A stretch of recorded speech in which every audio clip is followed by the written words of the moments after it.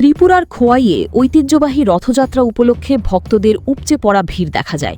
সুসজ্জিত রথের দড়ি টানতে আবাল বৃদ্ধ বনিতা উৎসাহের সঙ্গে অংশ নেন। বিশেষ আকর্ষণ ছিল বিদায়ী খোয়াই থানার ওসি কৃষ্ণধন সরকারের সাধারণ মানুষের সঙ্গে রথের দড়িতে টান দেওয়া। বিভিন্ন মন্দির প্রাঙ্গণে পূজা, কীর্তন ও রথের মেলাকে ঘিরে উৎসবের আবহ তৈরি হয়। শিশুদের ছোট ছোট রথযাত্রাও ছিল দর্শকদের অন্যতম আকর্ষণ।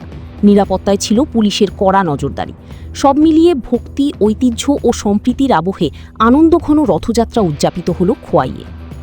গোপাল সিংহের রিপোর্ট, আসাম প্রাইম নেটওয়ার্ক।